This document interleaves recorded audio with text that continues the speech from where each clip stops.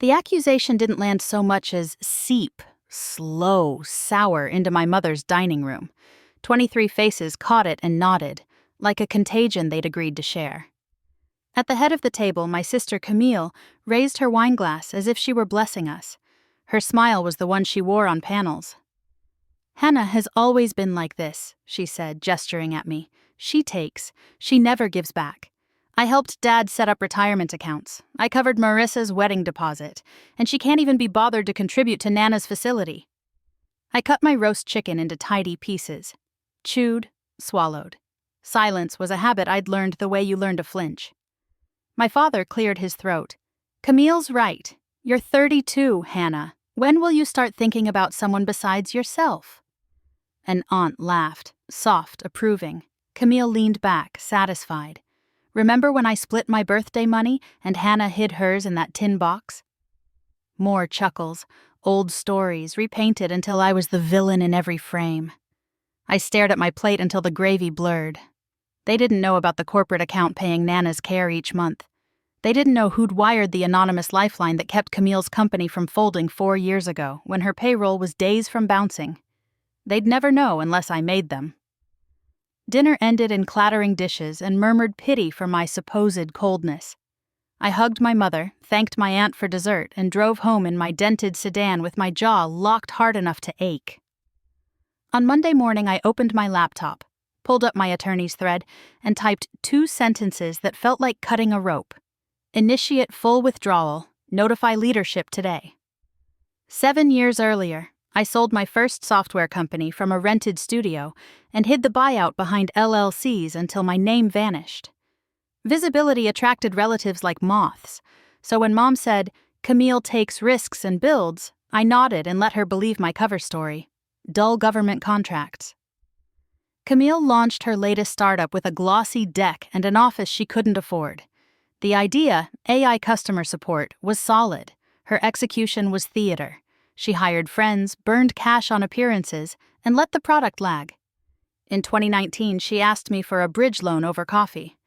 "Just 20 grand, she said, like it was nothing. I told her I didn't have it. Her face sharpened. "Right. Hannah the taker." She walked out without paying. 2 weeks later, I called my investment attorney. "Anonymous capital," I said. 95 million. Make it untraceable." He warned me. I did it anyway. I remembered the sister who once held my bike steady before favoritism turned us into roles. The money hit. Camille boasted about major backing. My board seats installed real leadership. Engineers arrived. The company steadied, then surged, while I kept driving my dented sedan to my contract job. Then Nana had her stroke.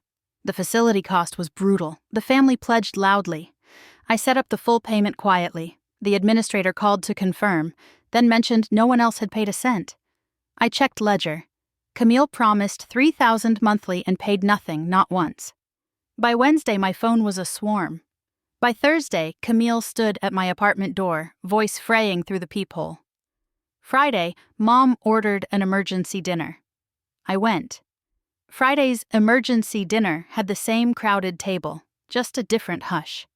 They pledged money to save Camille, far more than they'd ever sent for Nana, and it still wasn't close. Mom looked at me. "Hannah?" "I can't help." Camille shot up. "You won't. 43 employees. How much do you need?" I asked. 95 million, she whispered. I slid my phone across the table. The 2019 authorization was already open, 95 million into her company through Cascade Ridge Holdings, approved by my signature. Camille read, color draining. "You were the investor." "I was," I said, "and I've covered Nana's facility in full since she moved in." I let that hang. "So spare me the speeches." No one spoke. The chandelier hummed, and every glance finally slid off me. Camille's voice rasped. "Then why pull out?" "Because last Sunday you called me selfish and everyone agreed."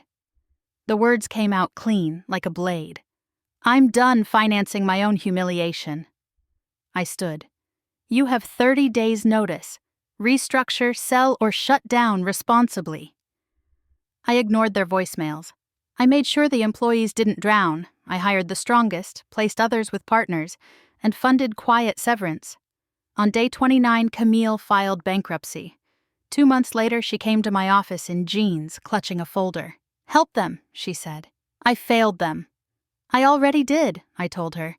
"Everyone landed." When Nana died, I handled it quietly and sat in the back row while Camille spoke about love measured in actions. Then I went back to work, under my own name, finally writing my life without their margin notes.